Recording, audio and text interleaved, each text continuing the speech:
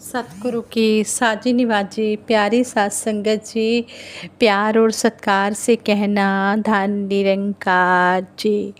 सात संगत जी, सतगुरु निरंकार दातार के आशीर्वाद से सात संगत माँ के चरणों में जो दासी विचार रखने जा रही है, इन विचारों द्वारा हमें यही समझाया गया है कि गुरु ही जन्म मरण के बंधनों को काट सकता है। जब तक जिज्ञासु सतगुरु के चरणों में नहीं आता, तब तक उसको मुक्ति का रास्ता नहीं मिलता, उसकी मुक्ति नहीं हो सकती है। संपूर्ण हरदेव वाणी में भी सतगुरु बाबा हरदेव सिंह जी महाराज शब्द नंबर 42 शब्द नंबर 42 की ओर इशारा करते हुए हमें समझा रहे हैं। जिज्ञासु को परम पिता से मिलने की जो लगन लगी, ढूंढा और सतगुरु को पाया, ज्ञान की फिर ये जोत जगी। जिज्ञासु जो परम पिता परमात्मा को पाना चाहता है, जब उसके मन में ये चाहत होती है कि मैंने परम पिता परमात्मा को पाना है, लगन लग जाती है और फिर वो सतगुरु को ढूंढ लेता है और फिर ये ज्ञान की जोत को प्राप्त कर लेता है। ज्ञान की जोत जगी तो सारे भरम भुलेखे छूट गए। जब ये ब्रह्म ज्ञान समझ में आ जाता है तो सारे भरम भुलेखे छूट जाते हैं। फिर वो किसी वहमों भुलेखों में नहीं पड़ता है। फिर यही अरदास सतगुरु के आगे करता है कि सच्चे पातशाह, जो भी तू कर रहा है ठीक कर रहा है, मुझे कोई भी वहम भुलेखे नहीं हैं। भरम भुलेखे छूट गए तो मन के बंधन टूट गए। जब दिल से वहम भुलेखे छूट जाते हैं, ये नहीं कि हम मुख से तो कह रहे हैं लेकिन मन में वहम भुलेखे रखते हैं, ये आज तो वीरवार है, आज मंगलवार है, आज शनिवार है, आज ये काम नहीं करना, आज वो काम नहीं करना, आज बिल्ली ने रास्ता काट लिया, आज मैं घर से निकला तो खाली बर्तन मुझे घर में दिखे, जैसे कि बकेट वगैरह, बाल्टी वगैरह। तो इन भुलेखों से, भरम भुलेखों से वो इंसान निकल कर गुरसिक बन जाता है, महात्मा बन जाता है, ब्रह्मज्ञानी बन जाता है। उसे समझ आ जाती है कि जो भी सतगुरु निरंकार कर रहा है मेरे लिए अच्छा कर रहा है। वो किसी भी भरम भुलेखों में जब नहीं पड़ता तो उसके सारे मन के बंधन जो है वो टूट जाते हैं। मन के बंधन टूट गए तो ये बंदा आज़ाद हुआ। जब मन के बंधन टूट जाते हैं, किसी भरम भुलेखों में इंसान नहीं पड़ता, तो फिर वो बंदा आज़ाद हो जाता है। वो इतनी आज़ादी मांगता है कि सतगुरु तेरी कैद में रह सकूं। फिर वो संसार की गुलामी नहीं करता, फिर वो सतगुरु के दर पर आकर सतगुरु का सेवक बनकर, नौकर बनकर, चाकर बनकर सतगुरु की बंदगी करता है, सतगुरु के बनाए हुए बंदों से प्यार करता है, उनकी सेवा करना अपना धर्म समझता है। वो हर एक में इस परम पिता परमात्मा की ज्योति देखता है और सबके साथ प्यार से व्यवहार करता है। बंदे का परलोक भी संवरा और लोक आज़ाद हुआ। जब सतगुरु की शरण में आकर इंसान ब्रह्म ज्ञान पाकर ब्रह्म ज्ञानी बन जाता है तो फिर उसका लोक और परलोक दोनों ही संवर जाता है। वो इस लोक में भी खुशियाँ पाता है और परलोक में भी उसको खुशियाँ मिलती चली जाती हैं, उसको मोक्ष मिल जाता है, मुक्त हो जाता है। वो कहते हैं कि सतगुरु आप मुक्त करे संसार, सतगुरु के बिना कोई भी मुक्त नहीं कर सकता। जब तक इंसान सतगुरु की शरण में आकर पूरी तरह से सेवा सिमरन सत्संग नहीं करता है, पूरी तरह से सतगुरु की बात को नहीं समझता है, तब तक उसे मोक्ष नहीं मिल पाता है। बातें करने से बात नहीं बनती है, बात तभी बनती है जब वो बात अमल में हो, कर्म में लाई जाए। जिस तरह कहते हैं कि रोटी अगर हमारे आगे प्लेट में पड़ी है, जब तक वो रोटी हम बाइट तोड़कर अपने मुंह में नहीं डालेंगे, गले से नीचे नहीं उतारेंगे, जब तक वो हमारे पेट में नहीं जाएगी, तब तक हमें रोटी का आनंद नहीं आएगा। इसी तरह सतगुरु की हम बातें सुनते हैं, संतों महापुरुषों के अमलीक लाल हीरे मोती वचन सुनते हैं, लेकिन जब तक उन बातों को हम अपने जीवन में कर्म में नहीं उतार लेते, तब तक बात बनने वाली नहीं है। खाली बातों से बात बन जाती तो फिर सतगुरु को कहना ही ना पड़ता कि तुम कर्म करो। सतगुरु ने हमें कर्म करने को कहा है तो कर्म करने से ही हमारा पार उतारा हो सकता है, हमें मोक्ष मिल सकता है। बंदे को अपनी मंजिल तक जो ले जाता सतगुरु है। सतगुरु के बिना ये जो मंजिल है परमपिता परमात्मा को पाना, ये कोई भी नहीं इस स्थान पर ले जा सकता है। इस जगह पर तो सिर्फ सतगुरु ही लेकर आ सकता है।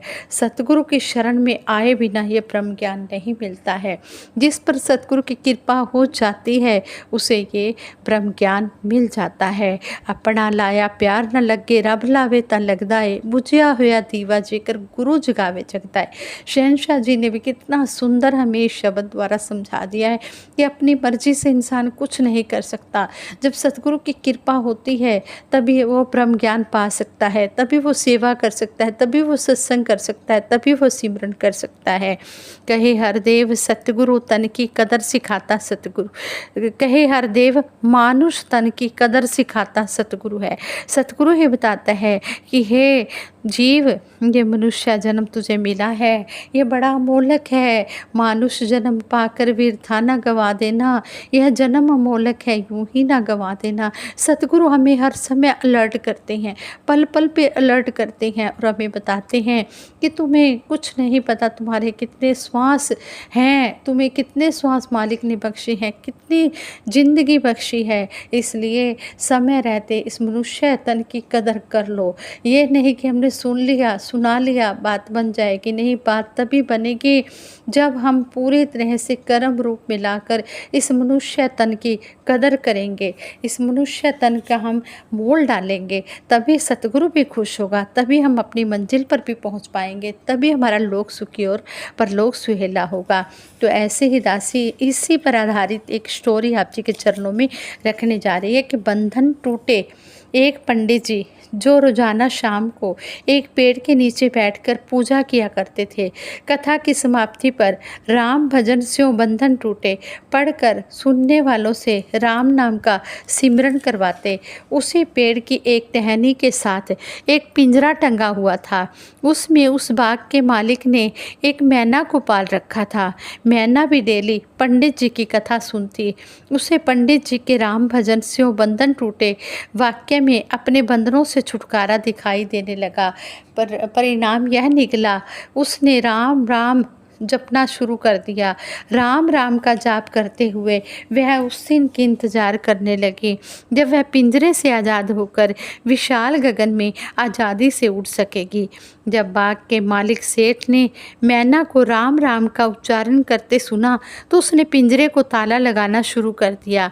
वह सोचता, मुझे मैना का खास ध्यान रखना होगा, कहीं ऐसा न हो कि मैं कभी पिंजरा बंद करना भूल जाऊं और मुझे ऐसी भगत हृदय मैना से हाथ धोना पड़े। मैना यह देखकर बहुत छटपटाई। वह सोचती, राम के भजन से बंधन टूटने के बजाय यहाँ तो बंधन और भी मजबूत हो गए हैं, सख्त हो गए हैं। एक शाम को जैसे ही पंडित जी ने डेली की तरह यह वाक्य पढ़ा कि राम भजन स्यों बंधन टूटे, तो मैना से रहा ना गया और वह तड़पती हुई बोल पड़ी, वृथा वचन कहो मत झूठे, कि बेकार के वचन ये झूठे हैं जो आप बोल रहे हैं, ये तो वचन झूठे बोल रहे हैं। मैना की बात सुनकर पंडित जी घबरा गए। उन्होंने जल्दी जल्दी अपना सामान इकट्ठा किया और अपने घर की ओर चले गए। सुनने वाले भी अपने अपने घरों को वापस चले गए, लेकिन उन सुनने वालों में से एक सज्जन जो उसी दिन ही कहानी सुनने आया हुआ था, कथा सुनने आया हुआ था, वहीं रुक गया। जब सब लोग चले गए तो उसने मैना से उसकी बात का कारण पूछा। मैना ने अपनी दुख भरी कहानी उसे कह सुनाई। मैना की बात सुनकर वह सज्जन बोला, मैं तुम्हें आज़ाद होने का एक उपाय बताता हूँ, एक तरीका बताता हूँ। देखो, यदि तुम आज़ाद होना चाहती हो तो तुम्हें जीते जी मरना होगा। आज शाम जब शेर आए तो तुम गर्दन ढीली करके और सांस रोक के लेटी रहना। इससे सेठ समझेगा कि तुम मर गई हो। तुम्हें मरी जानकर जब शेर तुम्हें पिंजरे से बाहर निकाले तो तुम फौरन उड़ जाना। मैना को सज्जन की बात अच्छी लगी, उसे समझ में आ गई। मैना ने ऐसा ही किया। सुबह के समय जब सेठ आया तो उसने अपनी आदत के अनुसार कहा, मैना कहो राम राम। मैना ने कोई जवाब नहीं दिया। सेठ फिर बोला, मैना राम राम, देखो मैं तुम्हारे लिए कितनी टेस्टी चूरी लाया हूँ, राम राम कहो और फिर इसे खाओ। लेकिन मैना ने कोई जवाब नहीं दिया और ना ही कोई हरकत की। सेठ ने पिंजरे को हिलाया, लेकिन मैना बिना हिले डुले पड़ी रही। सेठ ने सोचा बेचारी राम को प्यारी हो गई लगती है। यह सोचकर उसने पिंजरे का ताला खोल दिया और मैना को निकालकर अपनी हथेली पर रख दिया। मैना तो इसी मौके की इंतज़ार में थी। वह एकदम फुर्र करती उड़ गई। बेचारे सेठ जी पछताते रह गए। शाम को पंडित जी कथा करने आए। उन्होंने कथा समाप्त करने के बाद वही वाक्य रिपीट किया, राम भजन स्यों बंधन टूटे। तभी मैना पेड़ की ऊपरी टहनी से चहकती हुई बोली, वृथा वचन कहो मत झूठे, सतगुरु मिले तो बंधन टूटे। कि जब सतगुरु मिल जाते हैं तभी ये आत्मा के बंधन टूटते हैं। जब हमें गुरु मिल जाता है तो हमारे बंधनों को काट देता है। इस तरह उसने कहा कि आप ये जो कह रहे हैं राम भजन से बंधन टूटे, तभी मैना ने कहा कि ऐसे वचन मत कहो, बात कहने से नहीं बनेगी, बात तभी बनेगी जब वो बात कर्म में लाई जाएगी। मैना ने उस बात को कर्म में लाया और अपना जीवन संवार लिया। हम तो मानुष हैं, पशु पक्षी भी अगर इस बात को मान जाते हैं तो वो भी आज़ाद हो जाते हैं। आज संगत जी, दासी से विचार करते हुए उससे गलतियाँ हुई होंगी, उन गलतियों के लिए आप क्षमा कर देना। और दासी जो बोल रही है इन पर अमल करे, अमला नाल होणगे नवेड़े, जात तेरी किसे पुछनी नहीं।